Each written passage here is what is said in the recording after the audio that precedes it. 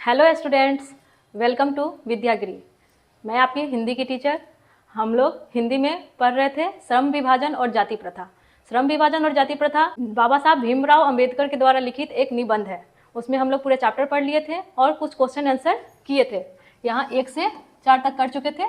5 number question से अभी हमें आगे बढ़ना था, तो चलिए हम लोग 5 नंबर क्वेश्चन से आज आगे बढ़ते हैं। क्वेश्चन नंबर 5, जाति प्रथा भारत में बेरोजगारी का एक प्रमुख और प्रत्यक्ष कारण कैसे बनी हुई है। हमारी जो जाति प्रथा है भारत में बेरोजगारी का प्रमुख कारण कैसे बनी हुई है।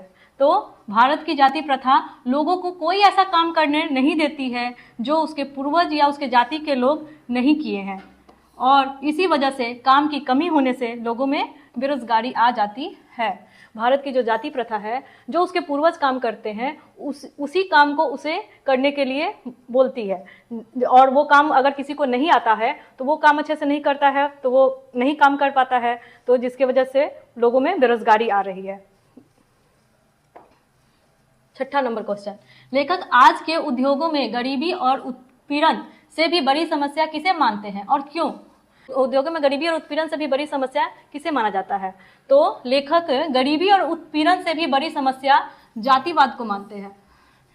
क्यों मानते हैं? क्योंकि जाति के अनुसार लोगों को अपने मन के कार्य करने की अनुमति नहीं मिलती है, और इसी वजह से वो अच्छी तरह से कोई कार्य नहीं कर पाते हैं। जाति के अनुसार लोगों को अपने मन के कार्य नहीं करने की अनुमति नहीं मिलती है। जैसे कि अगर किसी के पिताजी किसान है तो उसे जरूरी नहीं है कि केवल वो मतलब ऐसा होना चाहिए कि वो उसे किसान का काम नहीं करने आता है, मजदूरी नहीं करने आता है, खेत का काम, तो वो नहीं करे। लेकिन जाति के अर्थ के अनुसार हो जाता है कि अगर किसान है तो उनका बच्चा भी किसान का ही काम करे, इसीलिए वो काम को अच्छी तरह से नहीं कर पाता है तो गरीब हो जाएगा और उसे उत्पीड़न का शिकार होना पड़ता है। नेक्स्ट, लेखक ने पाठ में किन प्रमुख पहलुओं से जाति प्रथा को एक हानिकारक प्रथा के रूप में दिखाया है। तो लेखक ने पाठ में जाति प्रथा को आर्थिक और रचनात्मक पहलुओं से हानिकारक दिखाया है। कैसे? क्योंकि जब कोई काम को अच्छी तरह से नहीं कर पाएगा या मन का काम नहीं कर पाएगा तो वो कोई काम नहीं कर पाएगा तो उसे आय नहीं होगी, तो उसका तो आर्थिक नुकसान होगा। ठीक, तो लेखक ने पाठ में आर्थिक और रचनात्मक पहलुओं से जाति प्रथा को एक हानिकारक प्रथा के रूप में दिखाया है। जाति प्रथा हमें बेरोजगार बनाती है। ठीक, हमें कम वेतन में काम करने के लिए मजबूर करती है और हमारे समाज में उच्च नीच का भाव उत्पन्न करती है। अब 8वां नंबर क्वेश्चन, सच्चे लोकतंत्र की स्थापना के लिए लेखक ने किन विशेषताओं को आवश्यक माना है। तो सच्चे लोकतंत्र की स्थापना के लिए लेखक ने स्वतंत्रता, मतलब सबको हर काम करने का स्वतंत्रता हासिल होना चाहिए, समता, सबको सम्मान मानना चाहिए, और भ्रातृत्व, सब भाई भाई की तरह मिल करके रहना चाहिए। तो यही हमारे लोकतंत्र का मूल मंत्र है। तो सच्चे लोकतंत्र की स्थापना के लिए लेखक ने स्वतंत्रता, समता और भ्रातृत्व को आवश्यक माना है, जिससे कि लोग समाज में दूध और पानी के मिश्रण की तरह एक दूसरे से मिलकर रहे। पता ही नहीं चले कि 100 लोग कहीं बैठे हुए हैं या किसी कंपनी में काम कर रहे हैं तो कौन कौन सी जाति का है। लोगों को उसके जाति के अनुसार काम कभी नहीं मिले या जाति के अनुसार पहचान नहीं मिले, उसके काम के अनुसार बस लोगों को पहचान मिलनी चाहिए। ठीक है, आगे हम लोग अभी चैप्टर में पर्यायवाची शब्द और विलोम शब्द भी है और कुछ ऑब्जेक्टिव्स भी कराने के लिए बोले थे, तो हम लोग आगे उसी की तरफ बढ़ते हैं। तो हमारे चैप्टर का ही ये सब पर्यायवाची शब्द है, जिसमें दूषित, दूषित का क्या मतलब होता है? गंदा, खराब, ऐसा चीज जो खराब हो, गंदा हो, उसे दूषित कहते हैं। श्रमिक मतलब मेहनत करने वाला, काम करने वाला, श्रम करने वाला। तो श्रमिक का क्या होता है? मजदूर होता है, कर्मचारी होता है। पर्यायवाची शब्द दूषित का गंदा और खराब होता है, वैसे श्रमिक का मजदूर और कर्मचारी होता है। पेशा, पेशा मतलब काम। तो पेशा का पर्यायवाची शब्द क्या होता है? काम, कार्य या धंधा। अकस्मात, अकस्मात मतलब अचानक से, अकस्मात कोई बिजली कड़कने लगा, बारिश हो गई, तो वही अकस्मात मतलब अचानक से या एकाएक। ठीक, अनुमति, अनुमति मतलब स्वीकृति, सहमति या किसी से आगे लेना। अनुमति दीजिए, मैं जा रहा हूँ या मैं आ सकता हूँ आपके यहाँ। तो अनुमति का मतलब है आज्ञा और सहमति। अवसर, अवसर मतलब मौका, वक्त। कभी कभी किसी को कोई काम करने का अवसर मिलता है, कोई अच्छा सामान का अवसर मिलता है, ये अवसर का पर्यायवाची शब्द हो गया, मौका और वक्त। परिवर्तन, परिवर्तन मतलब बदलाव, चेंज। कोई चीज़ हम अपने घर का परिवर्तन करते हैं, अपने समाज का परिवर्तन करते हैं, बहुत सा चीज़ें, रूपांतरण, एक चीज़ को दूसरे रूप में बदलते हैं। तो परिवर्तन का पर्यायवाची शब्द हो गया बदलाव और रूपांतरण। और सम्मान, सम्मान का पर्यायवाची शब्द हो गया इज्जत, कदर, मान, आदर। हम किसी को जो मान देते हैं, इज्जत देते हैं, उसका सम्मान का पर्यायवाची शब्द हुआ। ठीक है, अब आगे हम लोग बढ़ते हैं। अब है विलोम शब्द। विलोम शब्द मतलब उल्टा शब्द, जो भी शब्द है उसका उल्टा। ठीक है, तो यहाँ क्या है, सभ्य। सभ्य का उल्टा क्या हो जाएगा, असभ्य। सभ्य का विलोम शब्द असभ्य। सब मतलब अच्छा, असभ मतलब बुरा। विभाजन, विभाजन का हो जाएगा एकजुटता। विभाजन मतलब बांट देना, और एकजुटता मतलब एक कर देना। निश्चय का अनिश्चय, मतलब हम कोई चीज़ निश्चित करेंगे, और अनिश्चय मतलब कोई ठीक नहीं है, करेंगे भी, नहीं भी कर सकते हैं। ऊंच नीच, ऊंच मतलब ऊंचा ऊपर का, नीच मतलब नीचा नीचे के का। स्वतंत्रता पराधीनता, स्वतंत्रता मतलब हम स्वतंत्र हैं, खुले खुले हैं हर चीज़ करने के लिए। और पराधीनता मतलब गुलामी, हम किसी के अधीन हैं, गुलाम हैं, अपने मन से कोई काम को नहीं कर सकते हैं। दोष निर्दोष, कोई चीज़ की गलती हुई तो वो दोषी हो गया, दोष है, उसका उल्टा शब्द विलोम शब्द निर्दोष। सजग सुस्त, सजग मतलब एक्टिव, चलफड़, जो नॉर्मल भाषा में बोलेंगे सुस्त, बहुत थका हुआ रहता है, हमेशा सुस्त बना रहता है। रक्षा, रक्षा का उल्टा आक्रमण और विनाश, हम किसी चीज़ की रक्षा करते हैं और उसका उल्टा शब्द हो गया विनाश करते हैं या आक्रमण किए।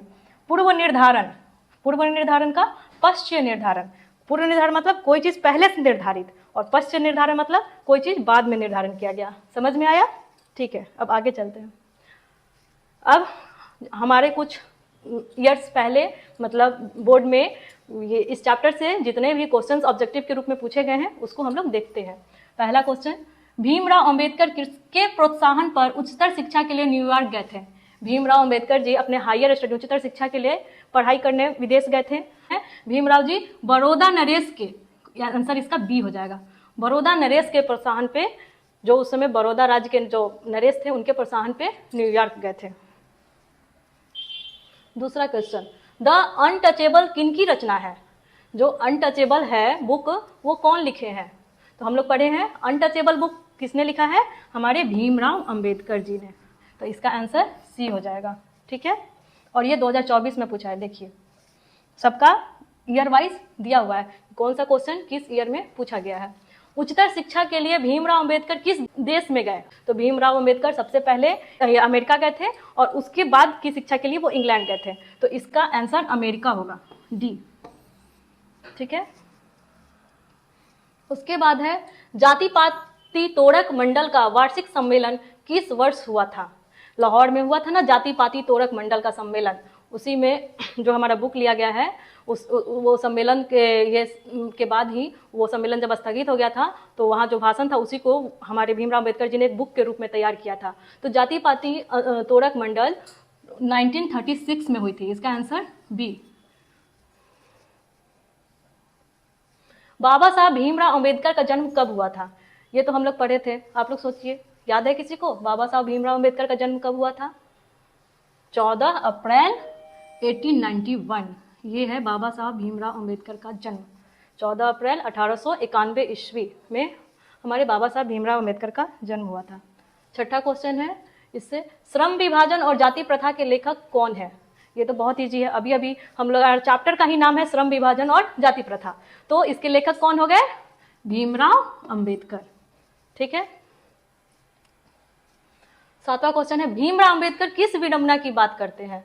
ये क्वेश्चन 2020 में पूछा है, और साथ ही साथ हमारे चैप्टर का सबसे पहला क्वेश्चन आंसर है, हम लोग पहले किए भी हैं। भीमराव अंबेडकर किस विडंबना की बात करते हैं? जाति प्रथा की बात करते हैं, जाति के अनुसार जो कार्य करने का दिया जाता है, और जाति के अनुसार कार्य करने में जो गलतियाँ होती हैं जिससे बेरोजगारी उत्पन्न होती है, तो वो जाति के लिए, जाति प्रथा की विडंबना के, जाति के अनुसार काम करने का बोलते हैं। आप लोग चाहिएगा तो देखिए दिखा देते हैं, ये हम लोग किए हैं। ये लेखक किस विडंबना की बात करते हैं, है ना हमारा पहला क्वेश्चन, विडंबना का स्वरूप क्या है? तो आधुनिक युग में लेखक जातिवाद का समर्थन करने वाले के रूप में, जो जातिवाद का समर्थन करते हैं, जाति के अनुसार काम का समर्थन करते हैं, उसी का बात करते हैं। हम लोग कहाँ थे? विवेक ने विशेषता,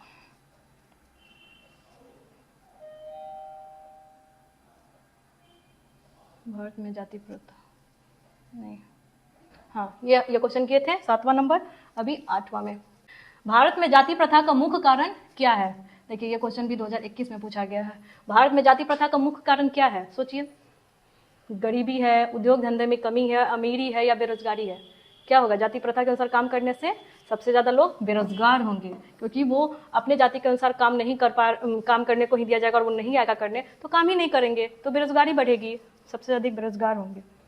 कुशल व्यक्ति का सक्षम श्रमिक समाज के निर्माण के लिए क्या आवश्यक है? कुशल व्यक्ति या सक्षम श्रमिक समाज के निर्माण करने के लिए क्या आवश्यक है? सोचिए, क्या आवश्यक है? आप लोग को अगर आंसर समझ में आए तो कमेंट पे बताइए, नहीं तो फिर हम बता देंगे, ठीक है। भारतीय संविधान का निर्माण किसे कहा जाता है?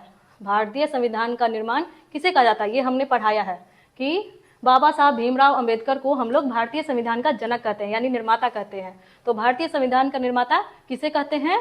तो आंसर हो गया बाबा साहब भीमराव अंबेडकर, इन्हीं को हम लोग भारतीय संविधान का निर्माता कहते हैं। चलिए अब आज के लिए इतना ही रहने देते हैं।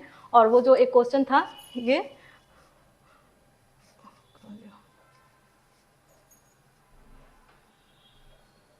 कुशल व्यक्ति या सक्षम श्रमिक समाज के निर्माण के लिए क्या आवश्यकता है, या आप लोग जरूर से करिएगा और हमें कमेंट में बताइएगा। और कुछ भी दिक्कत हो किसी तरह का, हमें कमेंट करिएगा, हमारे चैनल को लाइक करिएगा, सब्सक्राइब करिएगा और हमें पूछिएगा।